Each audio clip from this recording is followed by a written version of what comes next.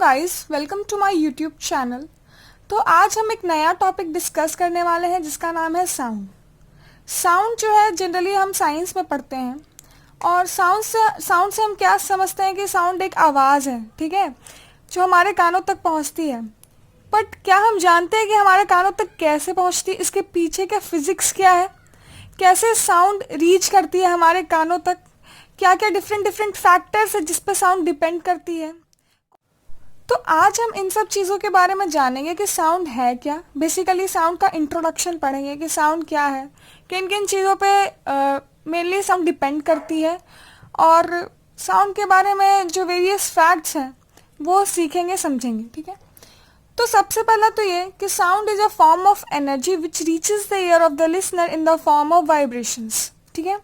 तो साउंड सबसे पहले क्या है, साउंड एक फॉर्म ऑफ एनर्जी है, एनर्जी का एक फॉर्म है साउंड, जो हमारे कानों तक कैसे पहुंचती है, हमारे कानों तक या सुनने वाले के कानों तक, किसी भी इंसान के कानों तक वाइब्रेशंस के फॉर्म में पहुंचती है, कंपन के फॉर्म में पहुंचती है, ठीक है। अगर कोई भी एक ऑब्जेक्ट है, ठीक है, कोई भी एक ऑब्जेक्ट है जिसको मीडियम कहते हैं इस टर्म में, वो डिफरेंट डिफरेंट पार्टिकल्स से बना होता है, ठीक है।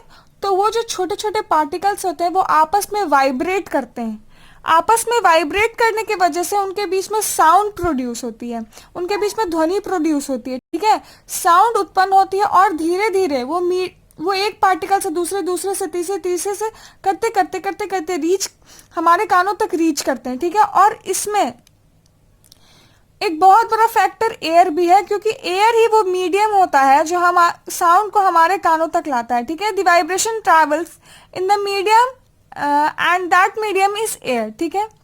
ये जो वाइब्रेशन होता है ये मीडियम में ट्रैवल करता है, पार्टिकल्स के अंदर जो वाइब्रेशन होता है, जो मोशन होता है वो मीडियम में ट्रैवल करता है, और वो जो मीडियम होता है उसी मीडियम को हम एयर कहते हैं, ठीक है। एयर के थ्रू ही जो आवाज़ है वो हमारे कानों तक पहुंचती है, ठीक है। और it can neither be created not be destroyed, ठीक है। कोई भी एनर्जी जो है it can neither be created not be destroyed, so as like that sound भी जो है एक फॉर्म ऑफ एनर्जी है। तो साउंड को भी हम क्रिएट नहीं कर सकते और डिस्ट्रॉय भी नहीं कर सकते हैं, ठीक है। Sound can neither be created not be destroyed, sound को हम उत्पन्न भी नहीं कर सकते और उसको ख़त्म भी नहीं कर सकते हैं। बस साउंड जो है एक फॉर्म से दूसरे फॉर्म में वो चेंज होती जाएगी, ठीक है, उसकी एनर्जी का फॉर्म चेंज होते जाएगा, ठीक है। अब हमने ये जाना कि साउंड जो है उसको एक मीडियम चाहिए होता है ट्रैवल करने के लिए, साउंड बिना मीडियम के ट्रैवल नहीं कर सकती है, ठीक है। साउंड को प्रोपगेट करने के लिए एक मीडियम चाहिए होता है और वो मीडियम होती है एयर।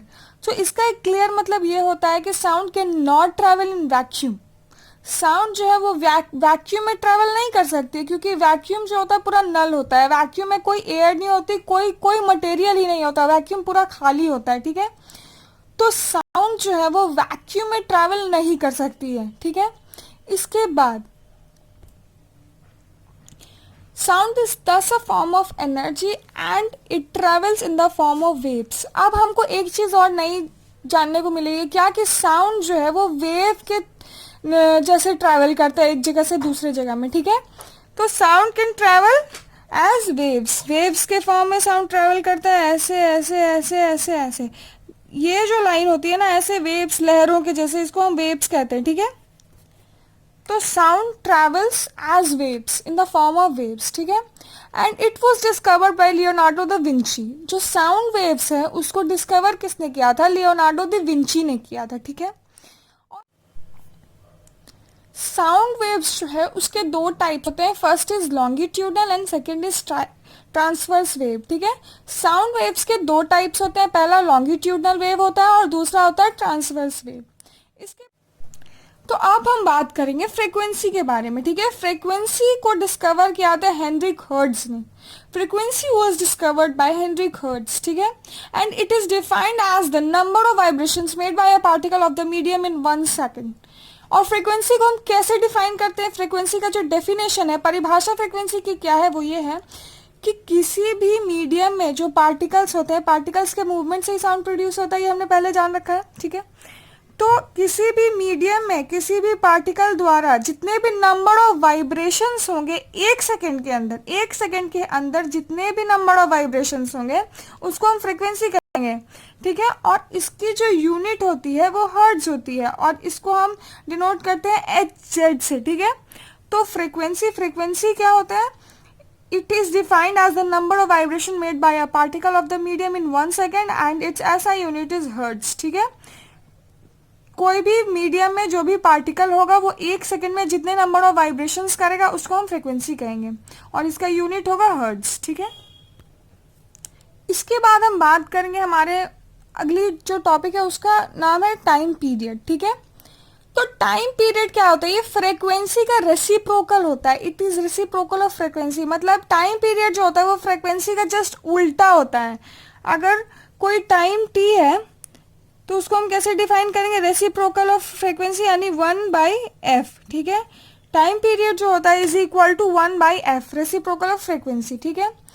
और इसका जो डेफिनेशन है उसको हम कैसे करते हैं? Time taken by a vibrating object to complete one vibration, ठीक है। इसका ये मतलब होता है कि एक वाइब्रेशन को कंप्लीट करने में एक वाइब्रेटिंग ऑब्जेक्ट को जितना समय लगता है उसे ही हम टाइम पीरियड कहते हैं, ठीक है। एक वाइब्रेशन को कंप्लीट करने में एक vibrating object in the sense कि जो ऑब्जेक्ट वाइब्रेट कर रही हो, जहाँ पे पार्टिकल्स का मूवमेंट हो रहा है जिस ऑब्जेक्ट के अंदर, उसको जितना समय लगता है उसे ही हम टाइम पीरियड कहते हैं, ठीक है। इसके बाद हम बात करते हैं अनदर फैक्टर की, जो है वेवलेंथ, ठीक है।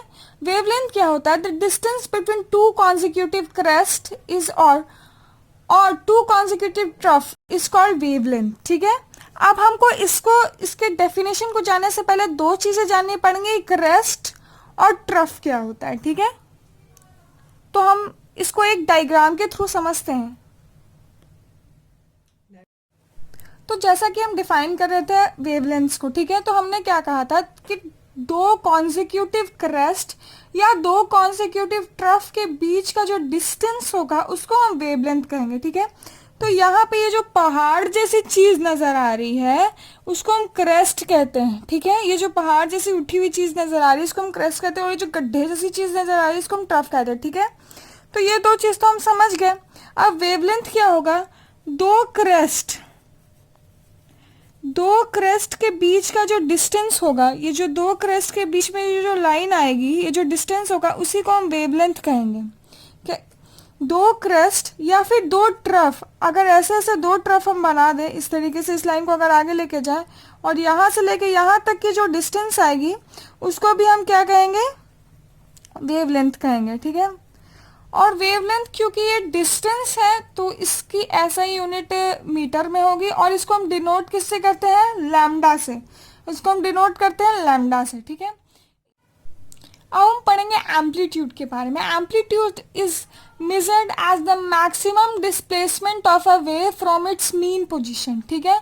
जो मैक्सिमम डिस्टेंस होता है किसी भी वेव का उसके मीन पोजीशन से, उसी को हम क्या कहते हैं? एम्पलीट्यूड कहते हैं। जो भी मैक्सिमम डिस्टेंस नापा जाता है उसी को हम एम्पलीट्यूड कहते हैं और इसकी ऐसा यूनिट जो होती है वो मीटर होती है, ठीक है। तो मान लेते कि कोई बॉडी है, ठीक है, कोई भी बॉडी है, वो टू एंड फ्रो मोशन कर रही है एक फिक्स टाइम इंटरवल पे, ठीक है। पहले यहाँ से यहाँ जाएगी फिर यहाँ से यहाँ वापस आएगी, ठीक है। डिस्टेंस भी यहाँ पे फिक्स्ड ही है और टाइम पीरियड भी फिक्स्ड ही है, ठीक है। ये पार्टिकल है, तो ये पार्टिकल का ये जो पोजीशन हुआ एकदम सेंटर में, एकदम बीचों बीच, that is called mean position, ठीक है। ये इसका हो गया मीन पोजीशन। अब इससे जो वो मैक्सिमम जो डिस्टेंस वो ट्रैवल करेगी, यानी कि इससे मैक्सिमम वो यहाँ तक जा सकती है, मैक्सिमम जो डिस्टेंस वो ट्रैवल करेगी उसको हम कहेंगे उसका एम्पलीट्यूड, ठीक है। क्या कहेंगे उसको हम? उसका एम्पलीट्यूड। जो मैक्सिमम लेंथ वो ट्रैवल कर सकती है, जो मैक्सिमम लेंथ जहाँ तक वो जा सकती है, ठीक है, उसको हम कहेंगे उसका एम्पलीट्यूड। तो यहाँ जैसा कि हम अपने पहले वाले फिगर में भी देख सकते हैं, कोई वेव है, यहाँ से शुरू हो रही है, यहाँ से उठते उठते उठते उठते यहाँ क्रेस्ट यहाँ तक गई, ये इसका मैक्सिमम हो गया। तो अब यहाँ से लेके यहाँ तक, यानी जो इसका मिनिमम से लेके जो मैक्सिमम, मीन पोजीशन से लेके जो एक्सट्रीम पोजीशन है, वहाँ तक का जो डिस्टेंस हुआ दैट इज कॉल्ड एम्पलीट्यूड और एम्पलीट्यूड का ऐसा यूनिट मीटर होता है।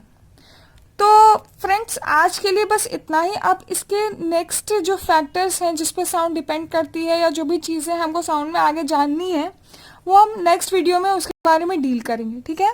Thank you very much.